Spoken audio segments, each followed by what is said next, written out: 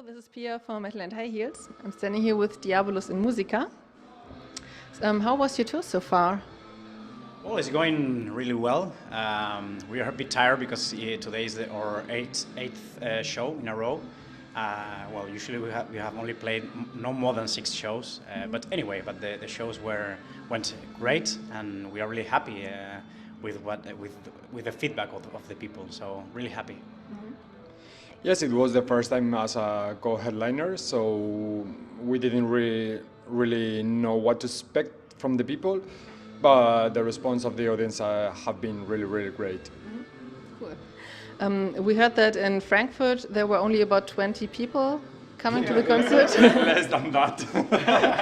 Okay, more band people than audience. But we sold 2 T-shirts in Frankfurt, so oh, it's that's worth good. it. Yes. If you have so few people in the audience, it's more like your die-hard fans coming, right? Well, we always try. I mean, everybody has paid for their tickets. Mm-hmm. So I mean, they deserve also a good show. So we give 100% on stage. It doesn't matter if there are 100 people or 1,000 people. Obviously, it's easier if there are more people than 20. But anyway, we try to do our best always. And were they able to sing along with your songs? All of them? Sorry? Were they able to sing along to your songs? Did they know the lyrics? Well, yeah, sure. Some of them they knew the songs, yeah. Yeah, we were surprised because we have seen so many people with DIABULUS in Musica T-shirts in the audience, so it was really cool.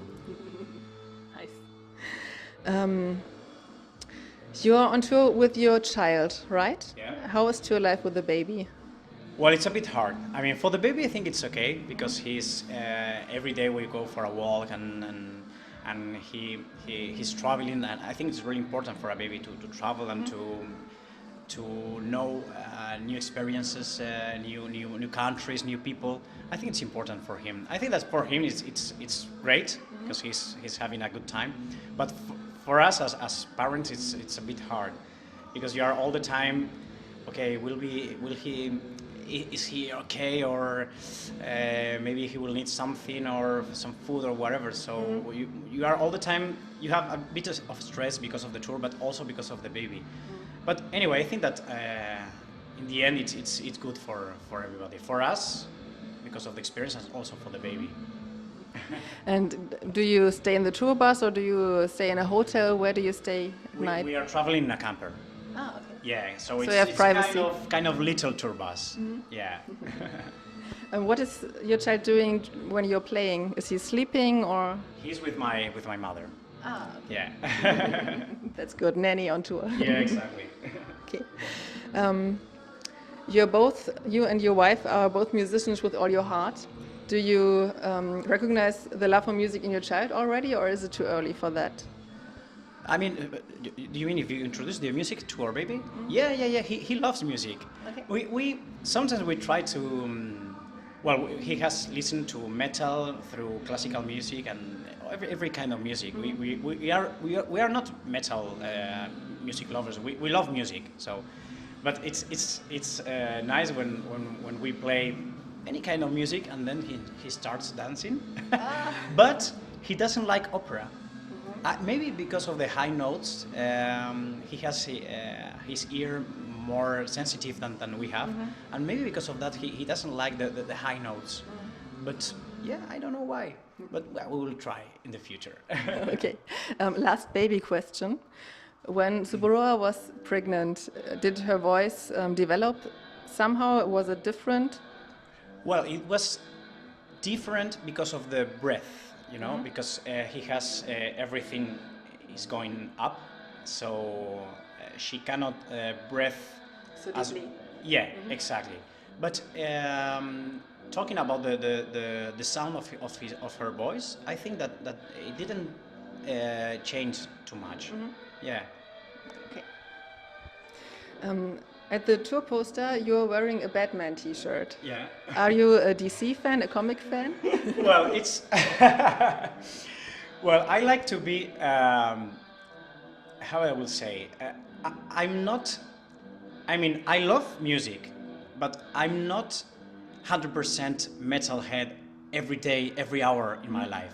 So this is like a way to say, hey, I'm metalhead because I'm wearing black, but sometimes I like other things, you know. It's not, okay, you have to wear every day black shirts and everything. No, it's something that, hey, we also wanted in this album to not to have that you know, the image of we are serious, we are, you know, we are hard, and no, we are just a group of people that we like metal, and that's all. Yeah, and apart from that, I think we don't have like the typical heavy metal image, you know, because short hair and just sometimes normal clothes. So Like now? now, yeah, of course. He's the only one who has tattoos. Yeah. Really? Yeah. Well, actually, our bass player who couldn't join on this tour, he's got a big tattoo on his chest. But we are just like normal people, you know. Okay. But if you were superheroes, what would be your superpowers? Okay, this is like, I'm gonna say like the right question, but I would get the power to heal every illness with my hands, with my drumsticks. Wow. And yours? Well, I would love to fly. That's all. Yeah, we can share those abilities. Yes. Your album is called Dirge for the Arcos. I hope I pronounced it the right way. Dirge. Dirge. Dirge for the Arcos. Do you have a problem with authorities? Well, I think everybody has to question about the authority. And, you know, we live in a world that we don't really know what is going on, who is controlling everything, so... Donald Trump? For example, so we were reading about, you know, stories about the archons and how these minds can control governments and all that stuff. So we were so interested about that. So that is how the title of the album came. We are against the manipulation. I mean, we are not against the government or all that, but about against the manipulation. Sometimes when you are reading the newspaper or something like that, it depends on which newspaper you're reading that news. It's different. So why? I mean, let's explain things like they are. Yeah.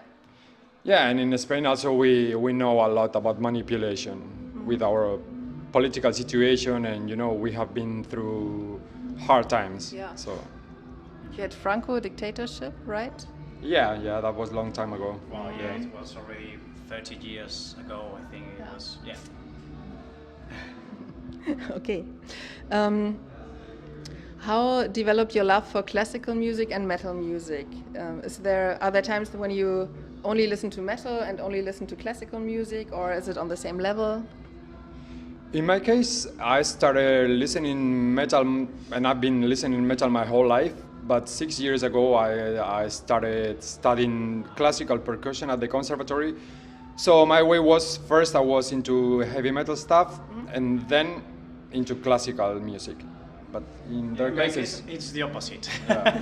Yeah, I started piano lessons when I was 8 years old, I think. And then I started to listen dance music and all kind of acid music too. But then when I was 12 or between 12 or 14 years old, I became friend of new people, and they introduced me into metal, but not into heavy metal, but into dark metal. You know, the Cradle of Filth, Ecatentron, the bands like that. And well, I continue with my piano lessons, so I listen both metal and classical music. And when I was 19, I joined a heavy metal band. So then I started listening more heavy metal, more classical metal music. And yeah, until now that I listen in both metal and classical music. I love, and obviously DIABULUS is for me is the perfect balance between both. And you're also a music teacher, right? Yeah, sometimes I teach. I don't know in English. It's like how to use the computer with the music. Mixing. Yeah, not mixing, but writing. Writing, composing. yeah, like the computer, like a tool for compose music. Ah, cool. You have 10 years of band history now. What are your highlights? What are your lowlights? Highlights, I would say maybe you first. The show. Wow, the show in. Oh we yes, did- we did yes, yes. The years show, ago. the show in our hometown, it was freaking amazing, but it was a little bit sad because we didn't have the chance to prepare the show the way we wanted. But We were on tour on that time, and, Yeah. and it was the last date, and we couldn't prepare really well. But yeah, but that was probably the highlight, and the worst moment. in Frankfurt, last day. No, I think it has been even worse than that. I don't know. I don't know. Maybe probably when you go to a venue and nothing. Oh, I am not gonna say the name of the venue. Okay. But there was no any cables. The sound engineer guy came just 30 minutes before the show. In the middle of our shows, he jumped into the stage searching for some cable, and we were like, "Hey, man, we are playing." So it was a completely mess. Yeah. Okay. Yeah. Well, but I think that I think the worst moment in Diabolus was when I think that it was when we released our second album. We did a lot of hard job to write and to record the second album, and we changed the label, but we had the feeling that okay, we have done a good job, but now we need to play, and it was the worst moment to find dates. You know, now I think it's a bit easier. We are more well known, and I think it's easier. But at the beginning, yeah, above all, with our second album, we didn't have any show. We played. The release date was with Tarja in Brussels, but apart from that, we haven't any show booked. So it was like, hey, we need to play. A band needs to play. Okay, it's nice to release albums, but we need to play. And I think that was the worst moment. Okay. I think. What are your plans for the next 10 years? Wow. So be able to keep breathing. And heal people. Yeah, you know, I think it's important to take life like, you know, just flow like the water and take the things the way they come and just accept it and be always with a positive mind. I know that this can sound like a bit, you know. Lazy guy. No, it's not like that. But sometimes when you try to, you know, to achieve things and to work so hard, okay, you work, but sometimes you feel like you are swimming against the flow. And then when you get relaxed and you just start taking the things the way they come, then everything goes better. Many problems solve themselves, right? Yeah. Sometimes, yeah. Yeah. Well, I don't know. I'm happy with the life I'm living now. So I'm just to be like I am now. Maybe older, obviously, but I think now I'm okay. So yeah. But obviously we would like, you know, to see how the band keeps growing up, and you know, to reach a bigger audience. Okay. You played a lot of times at the Metal Female Voices Fest and last year at the Female Metal event, I think. Yeah. What are your feelings towards the term female-fronted metal? Is it something that offends you? Is it something you like? Is it just a tag? Well, I'm a bit against that term, but let me explain. I mean, it's nice that kind of events because it's the way bands with a female singer can play, can perform. But who cares if a pop band, if the singer is a girl, if it's a woman, a man or a girl? I mean, it doesn't matter. I mean, we play metal, symphonic metal, and who cares if the singer is a girl or a boy? I mean, it's something that we have sometimes when we wrote to several fests to play in summer or wherever, the answer is we have already booked 2 bands with female fronted, but hey, maybe they are arch enemy, and that has nothing to do with us, and I don't know any other band, but hey, our style is different. I mean, doesn't matter the singer. So, yeah, I'm a bit against that. I think someday all that will change, because it's not about the gender, you know, it's just about the music. Yeah. Exactly. Okay.